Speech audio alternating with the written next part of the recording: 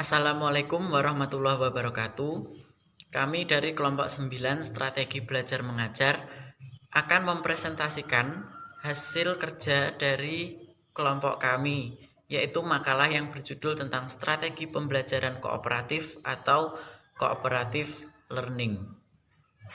Langsung saja kita menuju ke poin yang pertama, yaitu pengertian dari pembelajaran kooperatif atau cooperative learning.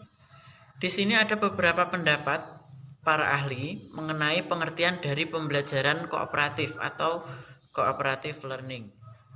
Langsung saja yang pertama, yaitu dari Slavin. Beliau mengemukakan bahwa pembelajaran kooperatif itu adalah suatu proses pembelajaran atau suatu model pembelajaran di mana siswa belajar dan bekerja dalam tim dan secara kolaboratif, dan anggota dari kelompok tersebut berjumlah 5 orang dan bersifat heterogen. Yang kedua adalah menurut Hans. Beliau berpendapat bahwa pembelajaran kooperatif adalah suatu pendekatan atau suatu strategi yang dirancang khusus untuk memberi dorongan kepada siswa agar dapat bekerja selama pembelajaran berlangsung. Yang ketiga, Stahl. Dia berpendapat bahwa pembelajaran kooperatif dapat meningkatkan belajar siswa lebih baik dan meningkatkan sikap saling tolong-menolong dalam perilaku sosial.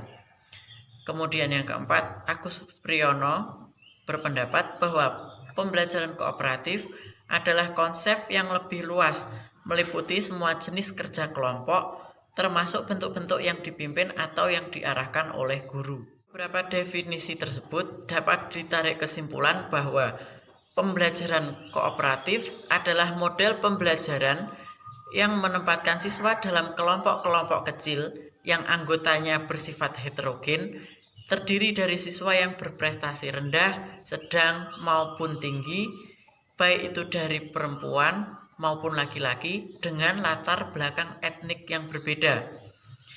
Tujuannya hanyalah untuk saling membantu dan bekerja sama, mempelajari materi pelajaran yang telah diberikan oleh guru, agar proses belajar semua anggota itu berjalan dengan maksimal.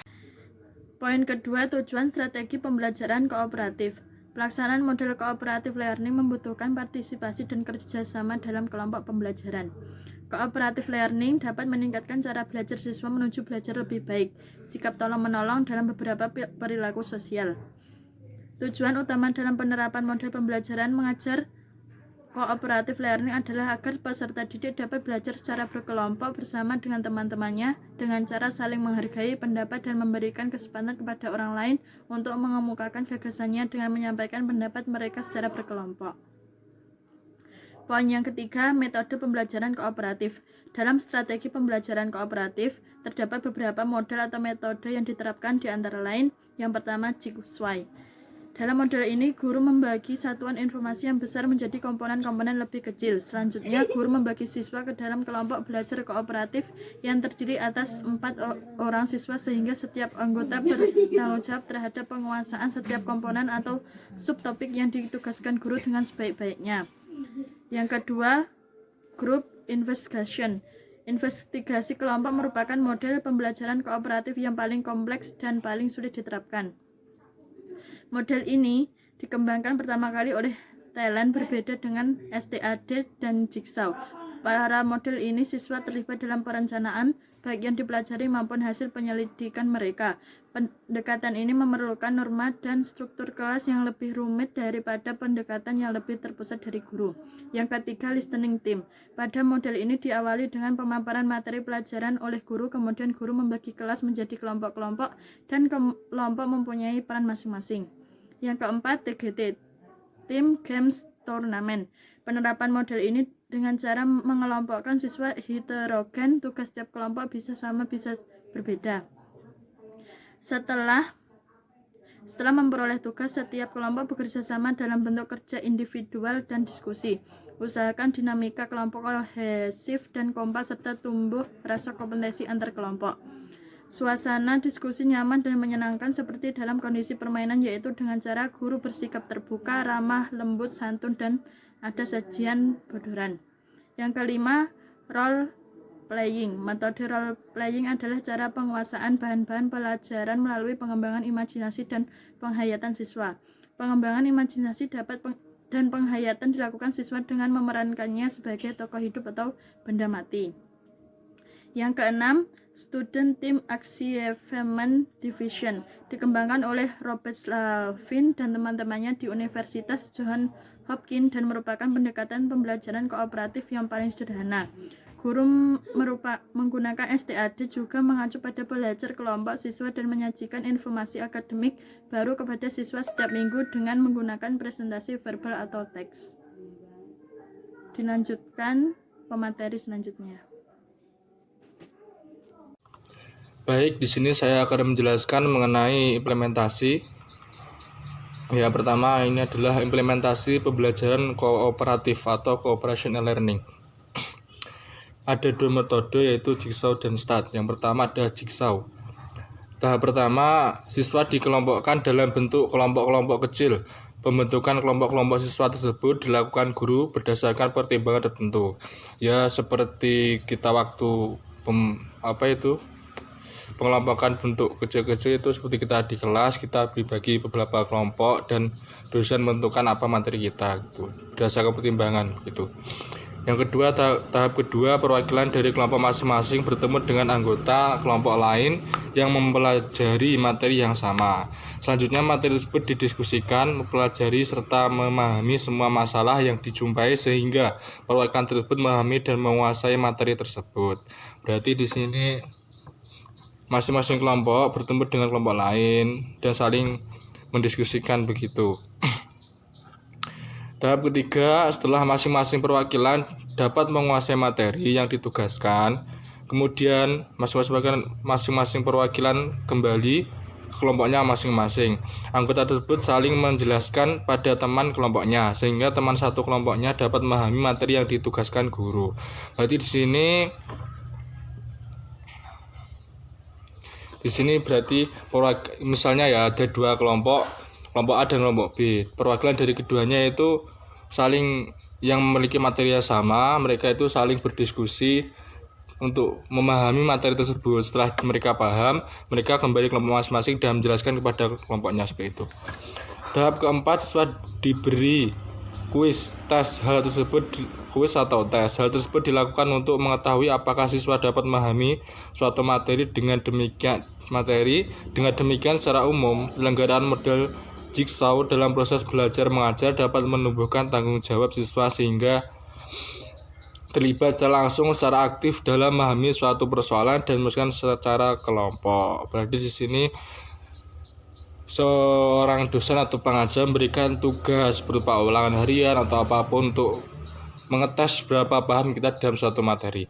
Yang kedua adalah STAD atau STAD. Langkah-langkah metode Student Teams Achievement Division atau STAD dipaparkan oleh Slavin 2009 sebagai berikut. Yang pertama, membentuk kelompok yang anggotanya 4 orang secara heterogen. Heterogen dimaksud ini seperti apakah wanita semua, cowok semua, atau berdasarkan apa kita itu pokoknya yang sama lah pokoknya. Yang kedua, guru menyajikan pelajaran. Berarti ini dosen memberikan materi. Guru membentuk kelompok anggota yang tahu menjelaskan kepada anggota lainnya sampai semua anggota dalam kelompok itu mengerti. Jadi ini berarti ada seorang yang tahu dan menjelaskan pada temannya begitu. Guru memberi kuis atau pertanyaan kepada seluruh siswa. Pada saat menjawab kuis tidak boleh saling membantu. Berarti di sini misalnya kita ujian atau TS diberi tugas seperti itu, kita tidak boleh saling mencontek atau saling memberi jawaban kepada teman begitu.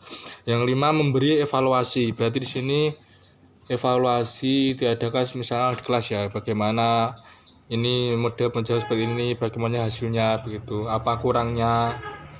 Yang ke-6, penutup. Ya, sekian yang dapat kami sampaikan.